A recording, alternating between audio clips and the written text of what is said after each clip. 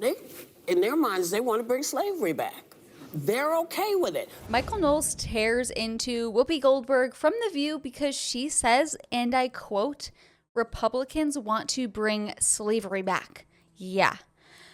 Hey, this is Isabella Moody, and you are watching Resist the Mainstream. Make sure you give today's video a like, leave a comment down below, subscribe to our channel, and let's get right into it. Whoopi Goldberg has accused Republicans of trying to reinstate slavery in America.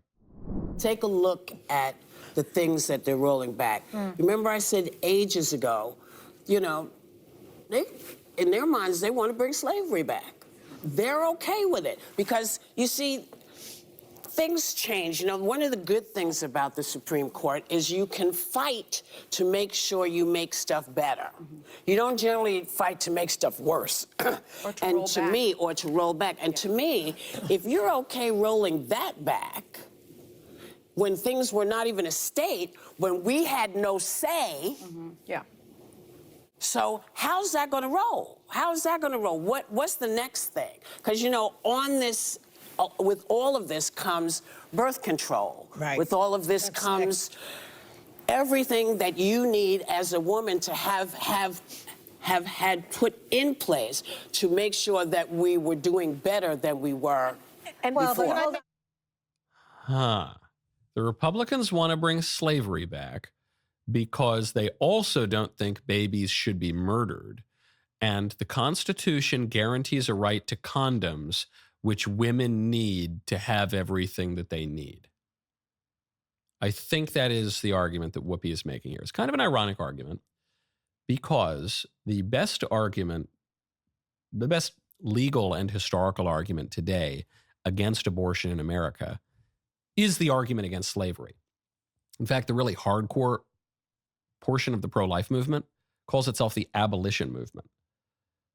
The reason that abortion is wrong is in large part because human beings are proper subjects with rights themselves.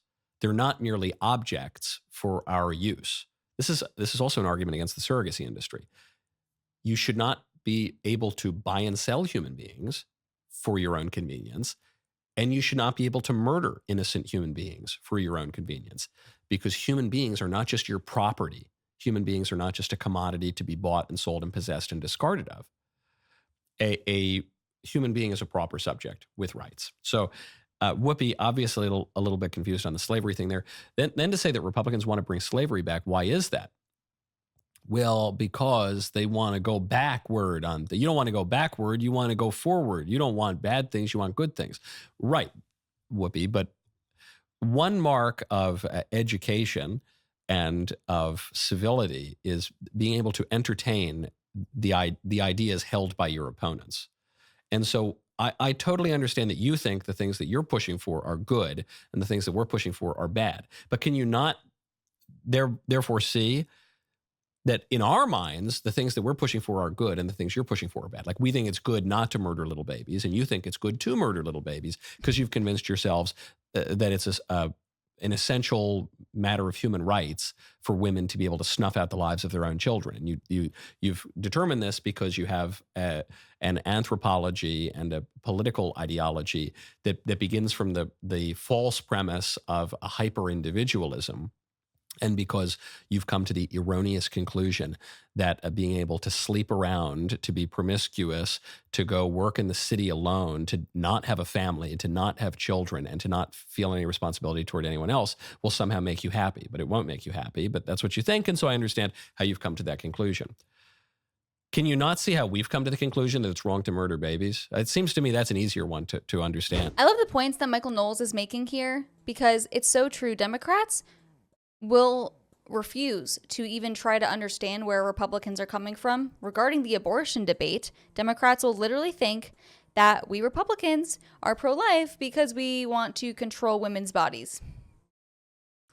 Yeah, newsflash, it has nothing to do with that. Women should control their own bodies, by the way, and not be promiscuous hoes and sleep around and get pregnant in bad situations. But no, we want to control and stop the murder of babies. Yeah, I know that's a shocking revelation for Democrats to wrap their little brains around. But yeah, they don't care what we have to say. And then further to say that there's a right to condoms in the Constitution. Maybe you like condoms. Maybe you want there to be condoms. Maybe you love the legal license to condoms. Okay, that I guess you can pass a law about that. But you're really going to tell me that that's in the Constitution? Where's that in the Constitution? Our founding fathers didn't think that was in the Constitution. The great statesmen who built up our country for the first 170 years, 180 years. Even later, 185 years, didn't think it was in the Constitution. It's only through two mid to late 20th century Supreme Court decisions, which is Griswold versus Connecticut and Eisenstadt v. Baird, which determined that there's a right to condoms. And the first one said there's a right to condoms for married couples in the Constitution, but not for anyone else.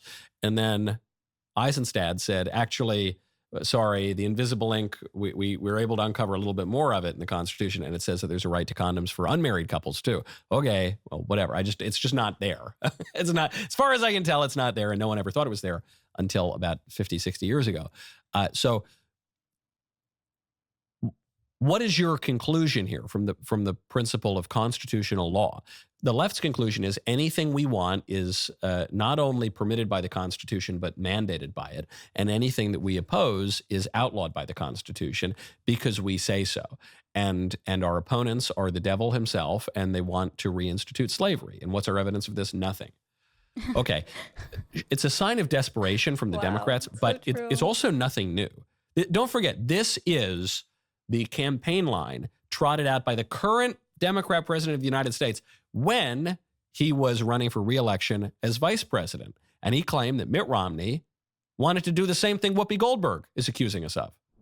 Look at what they value and look at their budget and what they're proposing. Romney wants to he said in the first 100 days, he's going to let the big banks once again write their own rules. Unchain Wall Street. They're going to put you all back in chains.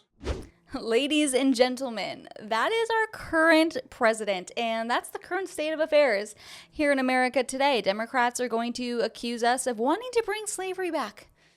Yeah, according to who? Literally who is advocating for that? But as Michael Knowles brilliantly pointed out, they have to offer literally zero evidence to be able to make those claims without people batting an eye.